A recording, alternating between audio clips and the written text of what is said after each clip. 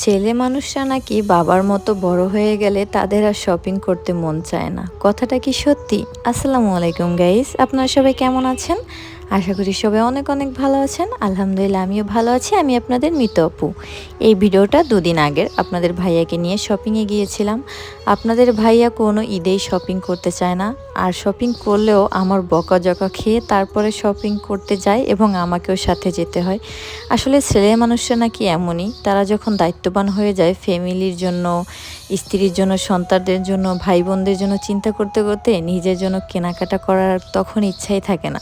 কিন্তু আমি তো এটা মেনে নেই না। প্রতি বছরই আমাদের শপিং করে দেওয়ার পরে তাকে যেভাবে হোক বুঝিয়ে হোক আর যেভাবে করেই হোক তাকে আমি শপিংয়ে নিয়ে যাই। তো এদিকেই আপনাদের ভাইয়াকে শপিংয়ে নিয়ে গেলাম। এই শার্টটা আপনাদের ভাইয়া পছন্দ করেছে অ্যান্ড আমারও অনেক পছন্দ হয়েছে। আর সে যেহেতু একটু মোটা মানুষ তাই তার ট্রায়াল দিয়ে সব কিছু দেখতে হয়, কারণ তার সাইজের ড্রেস খুব কমই পাওয়া যায় শপিং মলে। তো যাই হোক গাইস, আপনারা কি সবাই শপিং করেছেন কিনা ঈদের অবশ্যই কমেন্ট করে জানাবেন। আর আমাদের ভিডিওটি কেমন লাগছে সেটাও কমেন্ট করে জানাবেন। আর আপনাদের মামনি কিন্তু অনেক বেশি খুশি হয় বাইরে গেলে, আর মামনির জন্য সবাই অনেক অনেক দোয়া করবেন। তো আমাদের শপিং শেষ, এখন আমরা বাসায় চলে যাব। আর আজকে শুধু শপিং করেছি আপনাদের ভাইয়ার জন্য, আমাদের শপিং আগেই হয়ে গেছে। তো গাইস আজকে বিদায় নিচ্ছি। ভিডিওটি ভালো লাগলে অবশ্যই শেয়ার দিয়ে পাশে থাকবেন। এখনও যারা মিতু লাইফস্টাইল ফলো দেননি অবশ্যই ফলো দিয়ে পাশে থাকবেন। আল্লাহ হাফেজ।